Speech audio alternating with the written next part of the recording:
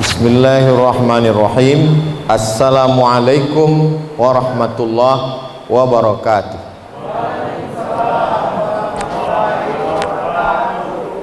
Alhamdulillah, wassalatu wassalamu ala rasulillah wa ala alihi wa sahbihi wa man tabi'ahu wa mawalah.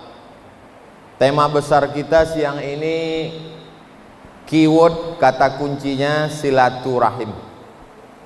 Saya awali dari sebelah kanan, Dr. Iswadi Muhammad Yazid, Ketua Majelis Ulama Indonesia Kabupaten Pelalawan. Saya kenal walaupun wajahnya ditutup masker, karena adik kelas saya di Mesir. Beliau 99, saya 98. Di sebelah beliau orang yang dipilih oleh seluruh kabupaten Pelalawan untuk menjadi wakil di parlemen, memperjuangkan hak-hak rakyat. Beliau adalah Ketua DPRD Kabupaten Pelalawan. Di sebelah beliau Pak Zukri, kami terakhir kontak 4 tahun yang lalu. Beliau menelpon saya, kata beliau, saya punya TV di Pelalawan, saya mau ambil ceramah Ustadz, mau saya masukkan ke TV untuk dakwah. Saya bilang ambillah Pak. Tapi sampai sekarang saya belum menonton TV-nya. Beliau menjadi Bupati Kabupaten Pelalawan nanti 10 Ramadan 22 April. Kemudian Pak Bambang SHMH, Ketua Pengadilan Negeri Pelalawan. Lalu kemudian orang tua kita, sahabat juga, pemimpin kita, Pak Haris, Bupati Kabupaten Pelalawan. Lama berkenalan baik. Alhamdulillah silaturahim sampai hari ini masih terjaga, terpelihara dengan baik. Di sebelah beliau Dr. Faisal Saleh LC MA PhD, doktornya 2 kali, sekali di Malaysia, sekali di Jakarta. Saya kenal baik karena kakak kelas saya di Mesir.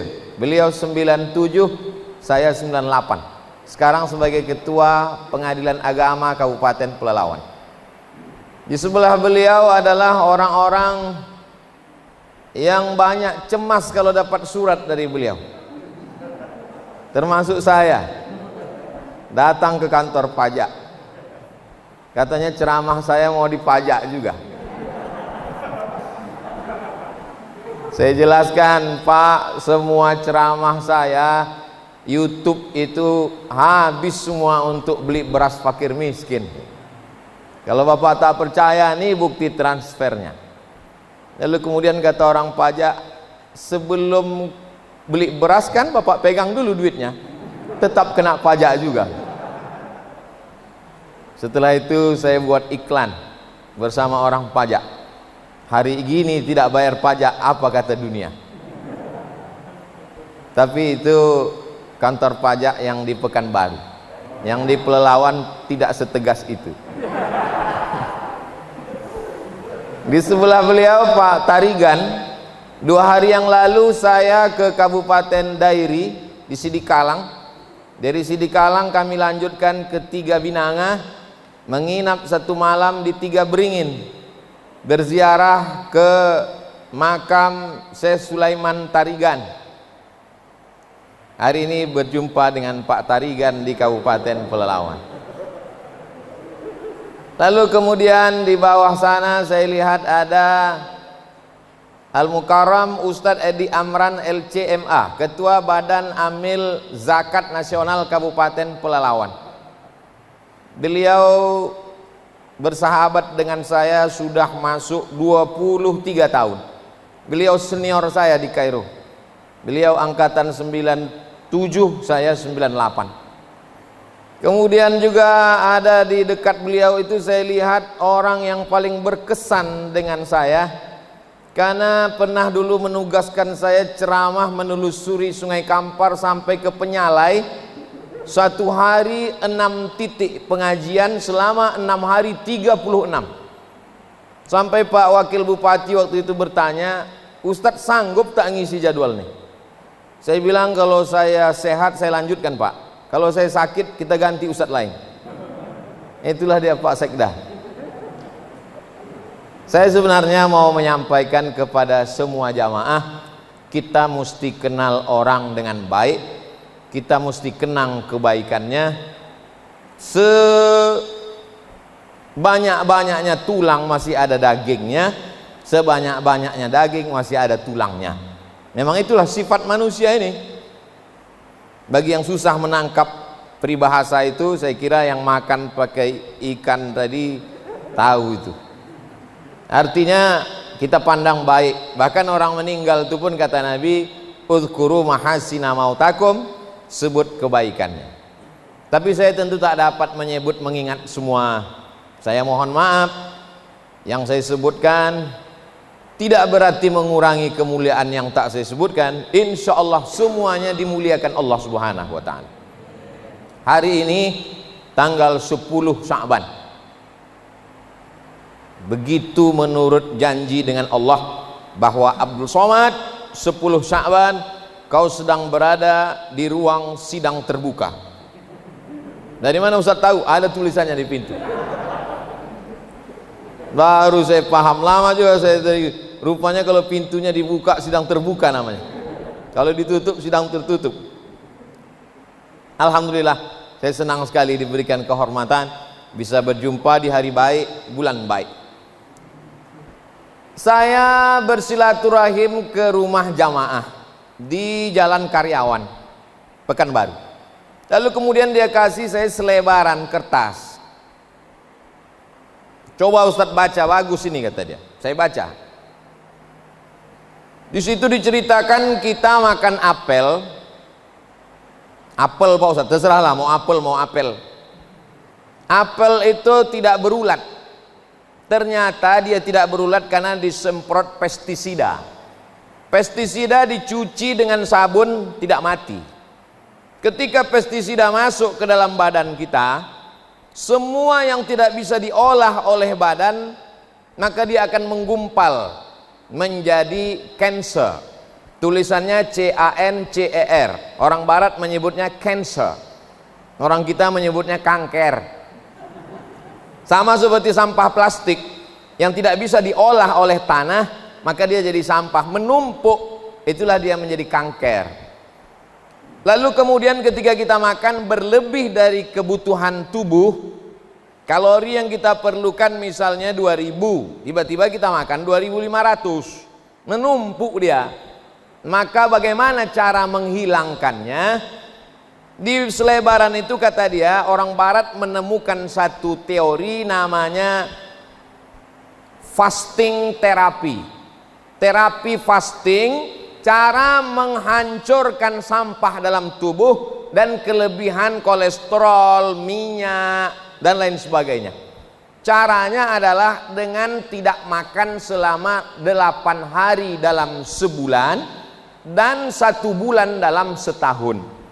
Yang punya teori itu bukan orang Islam, dari Amerika. Ketika membaca itu saya langsung berkata, subhanallah, masya Allah, 8 hari tak boleh makan dalam sebulan. Senin, Kamis, Senin, Kamis, Senin, Kamis, Senin, Kamis.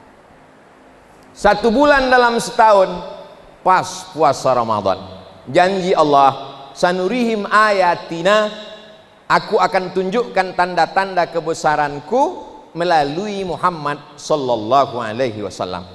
Jadi orang barat menerima kebenaran Islam bukan dengan cara kita ledakkan kedutaan Amerika, bukan dengan menghancurkan, memusuhi, tapi menyebarkan ilmu pengetahuan. Ternyata yang dibawa oleh Nabi 14 abad yang lalu sekarang dilaksanakan orang. Ketika saya lulus CPNS, maka mesti mengurus surat medical check up dari Rumah Sakit Arifin Ahmad. Apa kata orang rumah sakit? Ustadz besok medical check up, datang kemari, jangan sarapan pagi, jangan minum teh, jangan makan lontong sayur katupek gulai paku, Karena Ustadz mau cek darah, darah Ustadz mesti bersih. Lalu saya katakan, apa hubungannya dengan makanan? Kalau Ustadz makan, darah Ustadz tidak bersih. Oh, ternyata mau membersihkan tubuh, darah adalah dengan menahan makan. Orang barat menyebutnya fasting terapi, Islam menyebutnya siam, kita menyebutnya puasa. Ayatnya dibacakan oleh qori kita tadi. Ustadz bicara puasa-puasa, Ustadz sendiri tak puasa. Saya karena diundang Pak Ketua. Banyak jamaah husnuzon dengan saya, ditengoknya badan saya kurus, katanya saya banyak puasa. Enggak. Saya besok pagi tidak puasa lagi, karena besok saya di Padang. Jadi besok kalau ditanya, Ustadz puasa besok, saya bilang saya musafir. Tapi jamaah khususnya yang perempuan, pesan pertama yang ingin saya sampaikan di bulan Sya'ban ini, mesti puasa. Karena tentu bulan Ramadan yang lalu ibu-ibu tidak puasa 7 hari. Lalu kemudian mau diganti di bulan Syawal tidak bisa karena banyak kali kuih hari raya. Mau diganti di bulan Zulhijjah batal juga karena daging kurban banyak sampai kulkas itu tak bisa ditutup pintunya. Mau diganti di bulan berikutnya, jamaah haji pula pulang. Akhirnya besok-besok inilah masa terakhir, gantilah puasa yang tinggal kemarin. Caranya biar supaya sekali dayung 2-3 pulau terlampaui, puasa saja hari Kamis besok, niatnya niat mengganti.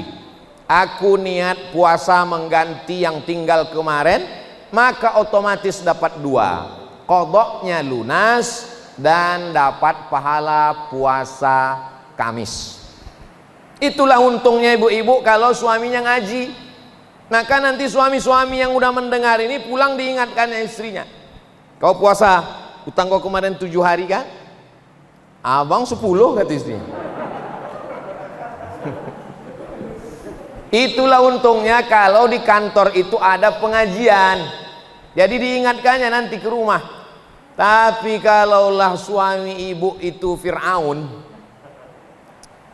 tapi saya yakin insya Allah ibu ini orang baik-baik semua. Bapak itu pun di rumah tidaklah sampai macam Fir'aun, setengah-setengah aja mungkin. Kita doakan semuanya jadi baik, hijrah insya Allah, taubat nasuha. Karena masalah hutang puasa ini tak bisa dibayar pakai tahajud, Bu.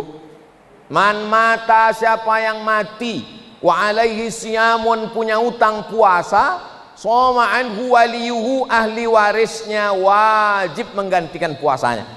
Jadi almarhumah emak saya meninggal umur 70 tahun. Jadi saya tanya itu, Mak, ada tak tinggal puasa waktu muda dulu? Ada, kata dia. Sudah diganti? Sudah. Gimana cara menggantinya? Aku puasa setiap Senin Kamis. Dan beliau meninggal hari Senin habis makan sahur, umur 70. Meninggal hari Senin tanggal 18 Maret 2019, 2 tahun genap, habis makan sahur. Ditontonnya video saya waktu itu saya sedang di Madura.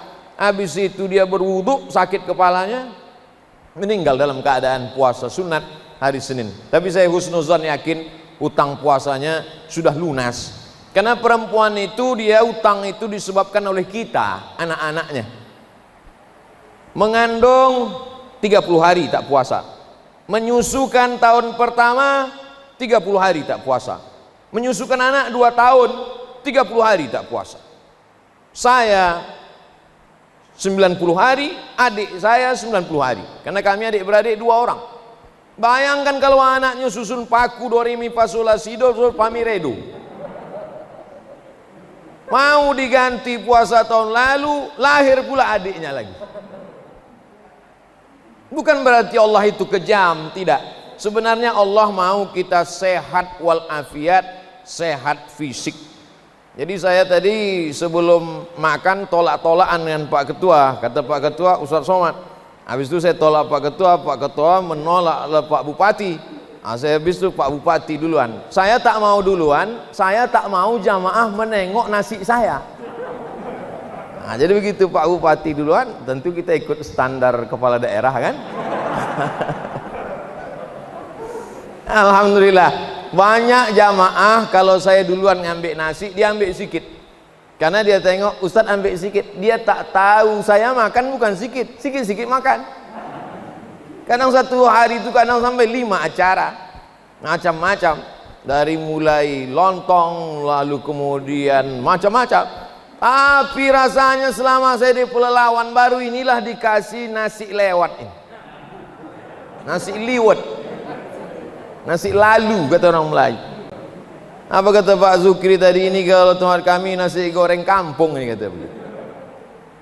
Artinya kita disuruh Allah Ta'ala makan, kulu, makanlah silakan, tapi ada batasnya karena dia lebih jadi penyakit. Jadi kita pahami bahwa Allah tidak mau mempersulit kita, tapi di balik puasa itu adalah kesehatan.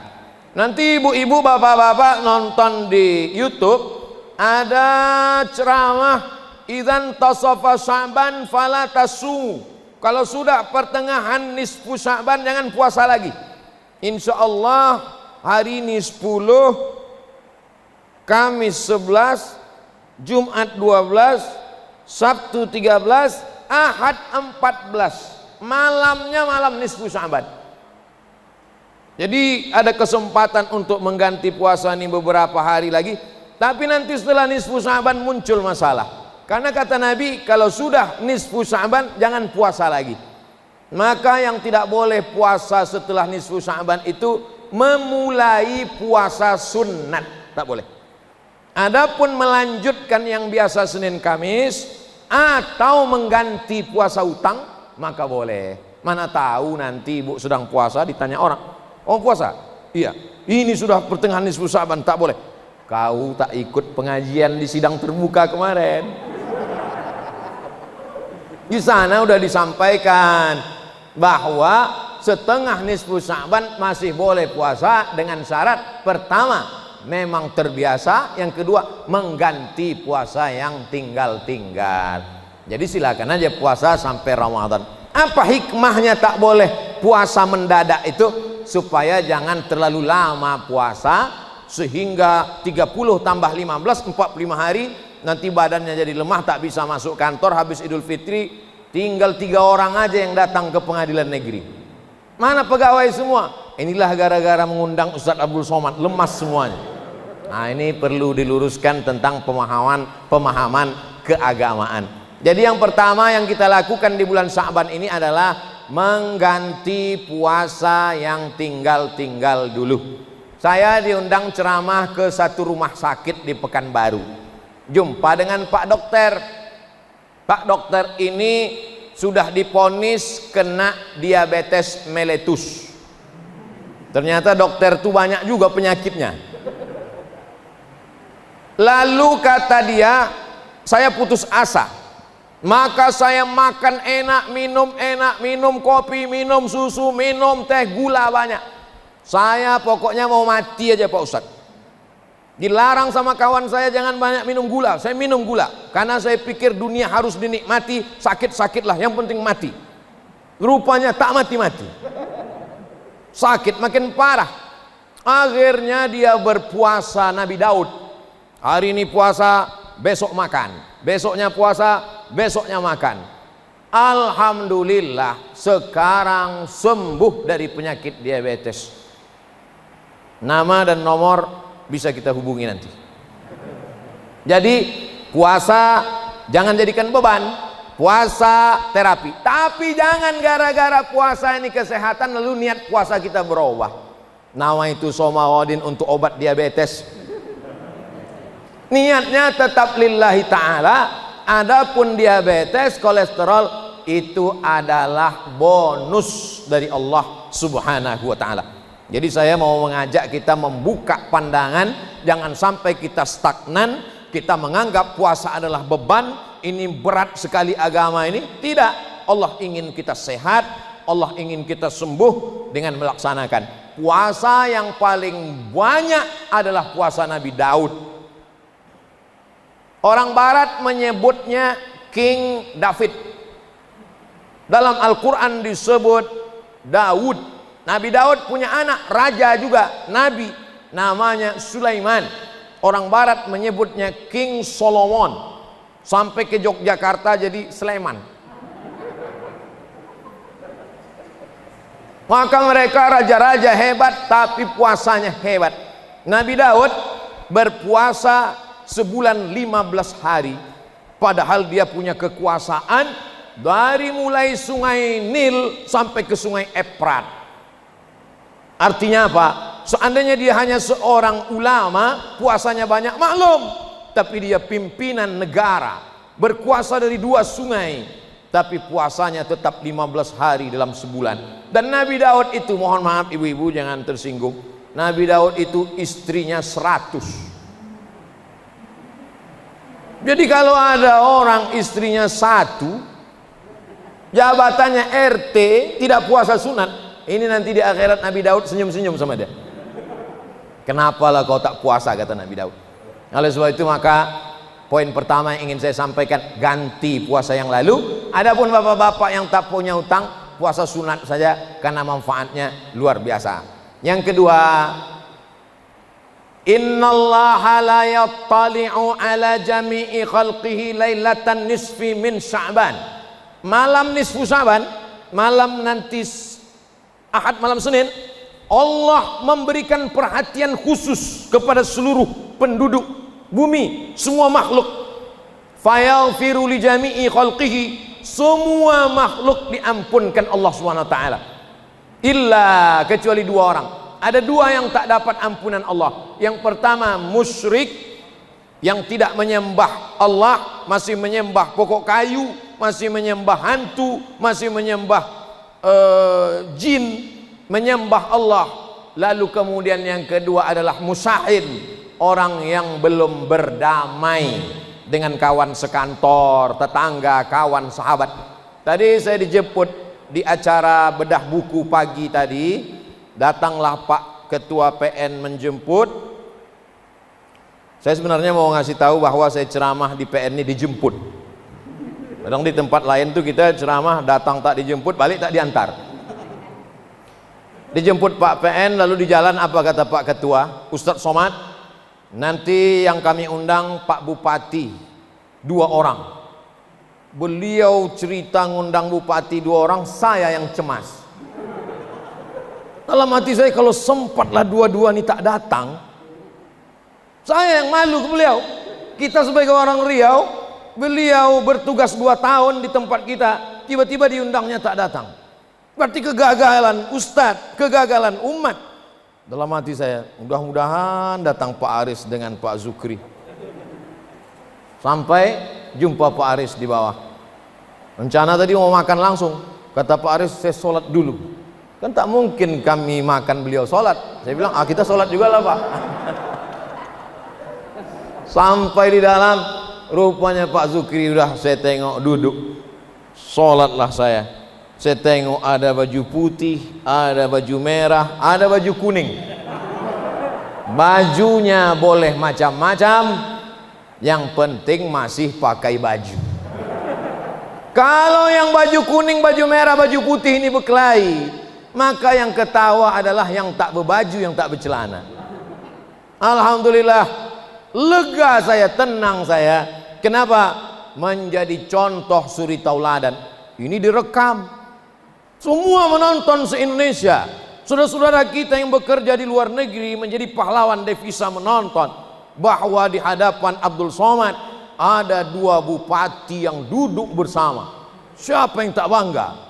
Ditonton ini melalui channel Ustadz Abdul Somad Official. Jangan lupa subscribe, like, and share. Insyaallah, andailah tadi tak datang mereka berdua ini, mungkin ceramah saya sudah lain judulnya. Bapak Ibu yang dimuliakan Allah Subhanahu wa taala, poin yang kedua adalah malam nisfu Sya'ban menjadi keberkahan, maka hidupkanlah malam itu dengan banyak-banyak sholat sunnat. Habis Isya usahakan cepat tidur biar supaya cepat bangun tahajud malam.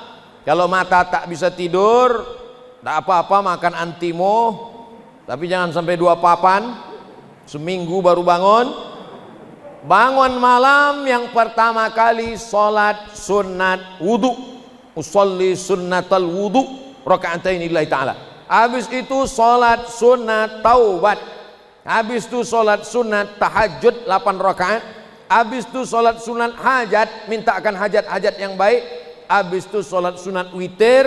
Habis itu baca yasin. Sekali bagus, 3 kali lebih bagus.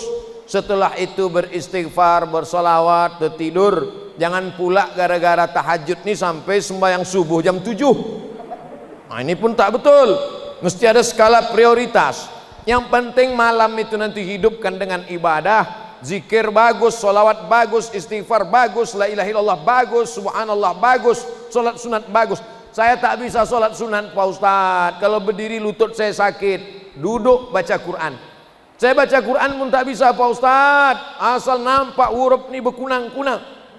Pejamkan mata, berzikir, la ilaha illallah 100, solawat 100, istighfar 100. Berzikir pun tak bisa, mati aja lah. Allah kasih kita hidup insya Allah sampai malam nisfu Sya'ban ini, amin. Adapun masjid yang membuat ramai-ramai, maka saya sangat mengapresiasi masjid yang membuat ramai, karena itu juga tradisi salafus saleh.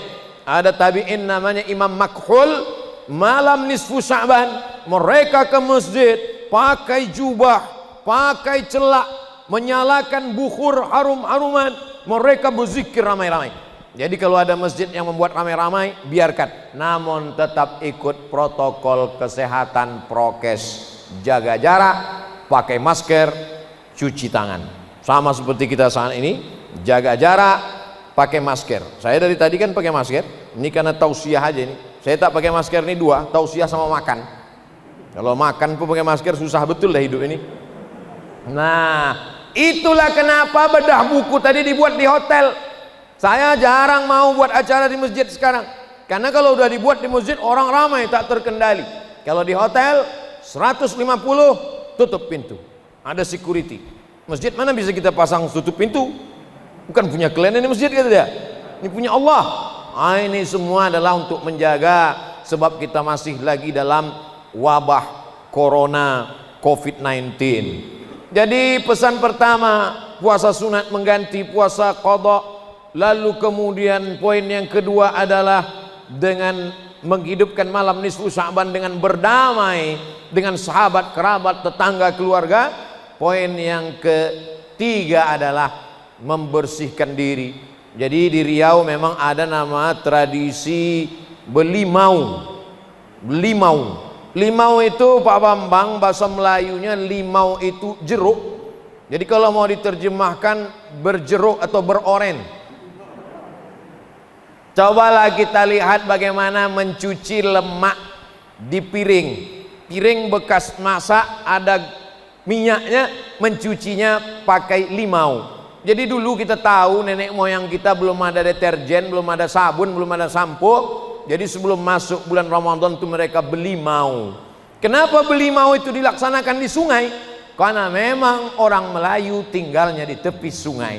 Riau ini dibelah oleh 4 sungai. Sungai Kampar, Sungai Siak, Sungai Rokan, dan di ujung sana Sungai Indragiri.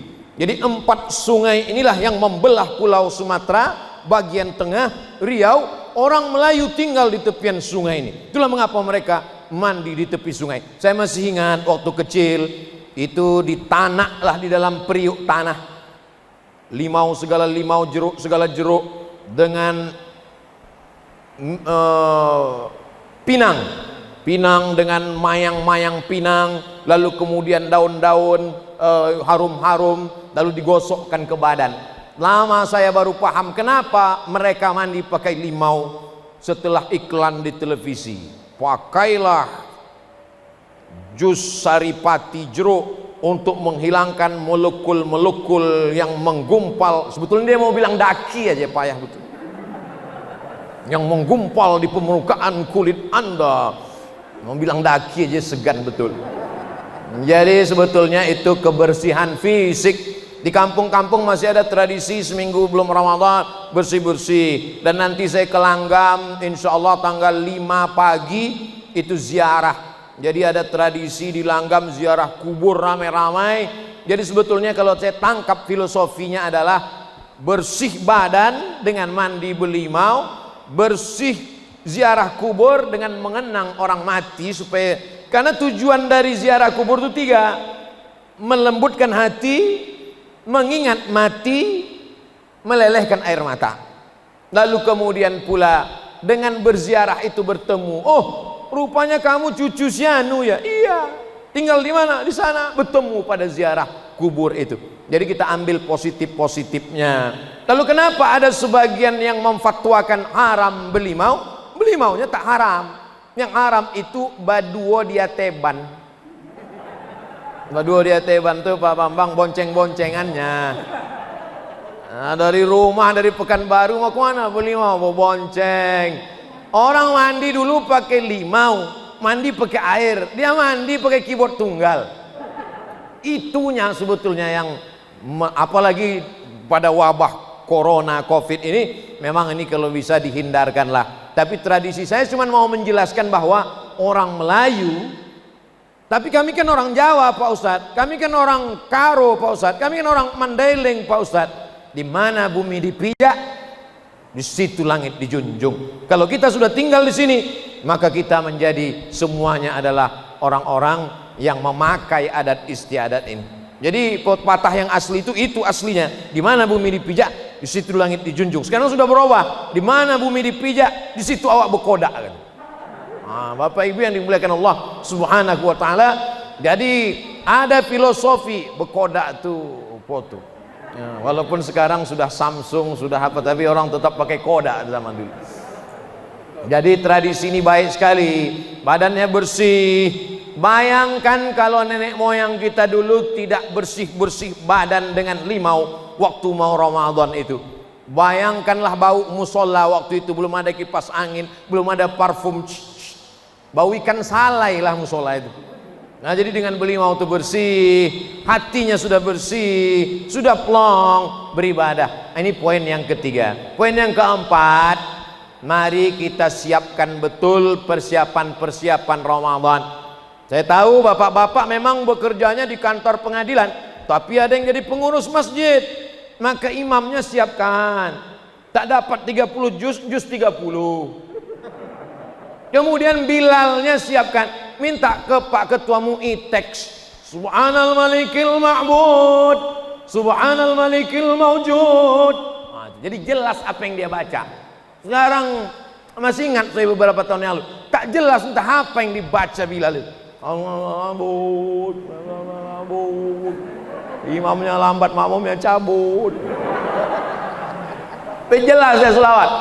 Allahumma salli ala Sayyidina Muhammad. Allahumma salli wa sallim wa barik alaih. Nah, itu ada teksnya. Minta ke Pak Ketua MUI, disebar ke kecamatan, dilaminating.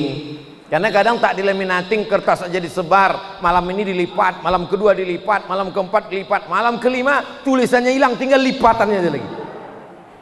Nah, ini semua nampaknya sepele, remeh-temeh, tapi ini penting. Belanja banyak-banyak, beli beras. Untuk apa kita banyak-banyak masak bulan Ramadan? Ramadan kan bulan untuk bagaimana kita menjaga makan supaya dikit Pak Ustaz. Kalau masak kolak, istri, suami, anak, keponakan, masaklah 10 porsi. Oh, mubazir banyak-banyak Pak Ustaz. Antar ke masjid. Di sana ada anak yatim, ada fakir miskin, ada mahasiswa yang datang dari jauh belajar, ada saudara-saudara kita musafir, berbagi makanan. Belanja. Saya sudah belanja tadi, belanja kurma untuk buka puasa di Basmat. Badan Amil Zakat Mart Basmat 2 Pangkalan Kerinci. Jangan kemana-mana. Diajak tadi buat iklan. Saya ini kan kemana-mana iklan-iklan terus. Tapi saya tak ada royalti, nah.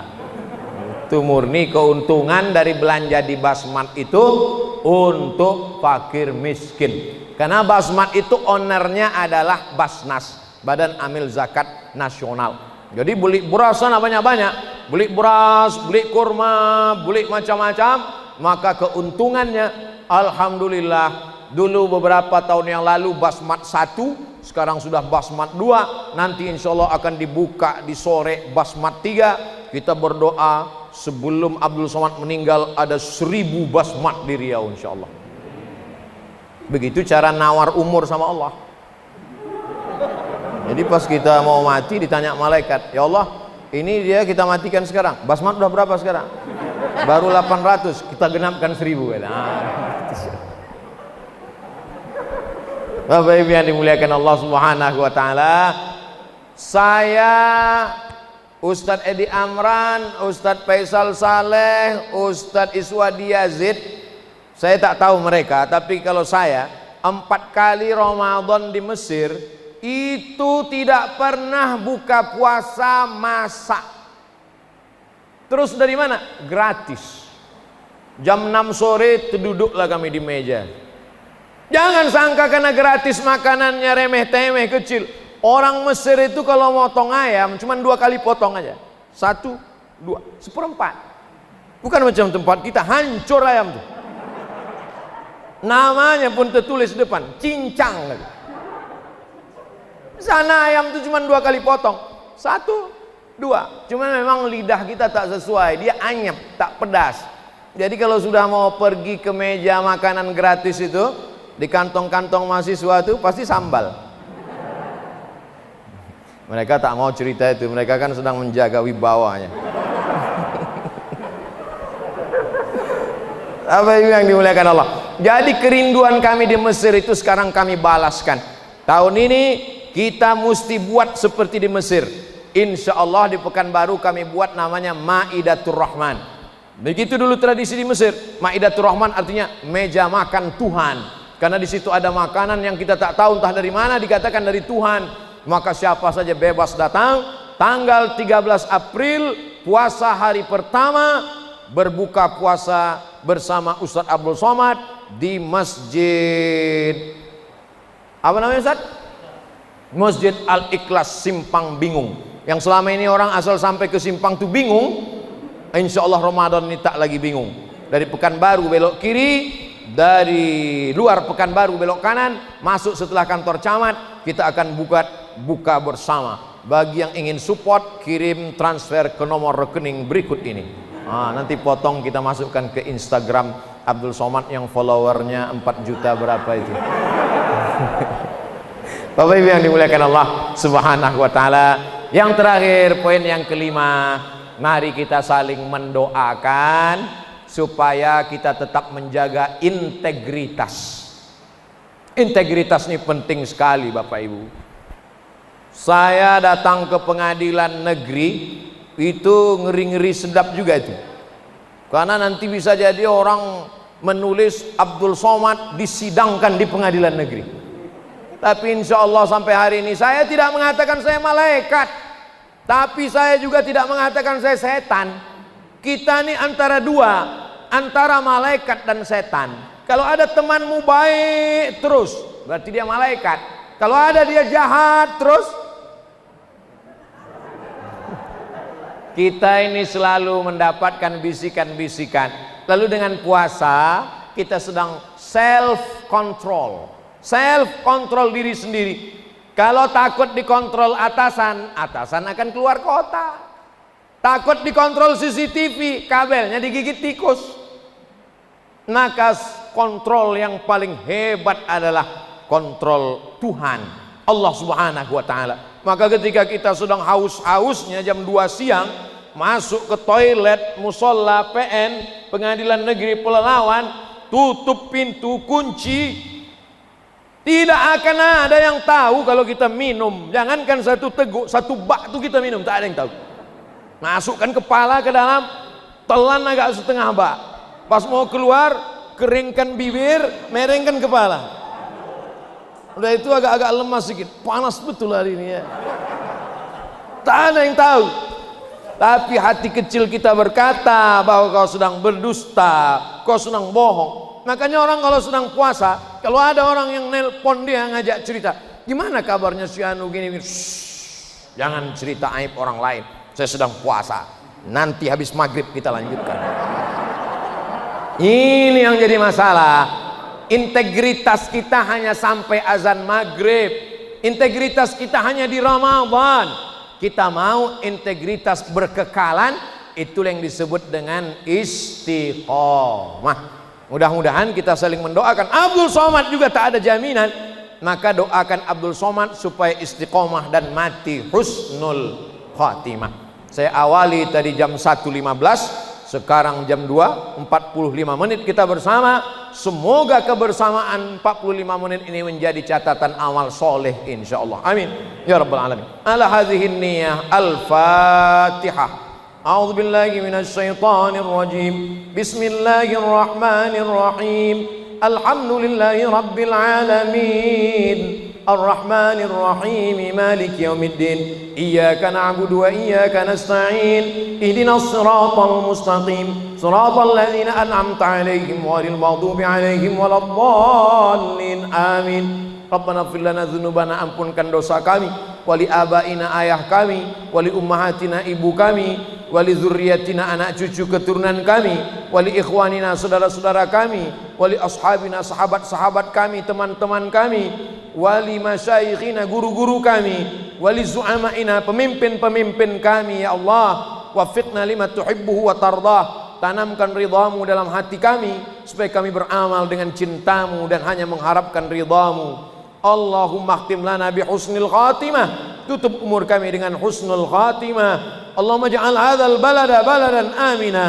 Jadikan negara kesatuan Republik Indonesia negeri yang aman, damai, terbuka pintu rezeki dari segala penjuru. Allahumma dafa'an al-ghala wal waba wal fahsya wal riba wal zina wal munkar. Selamatkan negeri ini, bil khusus Kabupaten Pelalawan, dari malapetaka, bencana, musibah, riba, zina, perbuatan keji dan mungkar. Allahumma ja'al abna'ana, jadikan anak-anak kami minas solihin was solihat, menjadi anak-anak yang soleh, berbakti kepada orang tua, min muqimis shalah, orang yang menegakkan salat, min huffazil Quran, menjadi penghafal Quran. Allahumma ja'al akhir kalamina, jadikan akhir kalam kami ketika malaikat maut mencabut nyawa kami, yang terakhir keluar la ilaha illallah Muhammadur Rasulullah sallallahu alaihi wasallam. Rabbana atina fid dunya hasanah wa fil akhirati hasanah wa qina adzabannar. Wa sallallahu ala sayidina Muhammad wa ala alihi wa sahbihi wasallam. Walhamdulillahi rabbil alamin.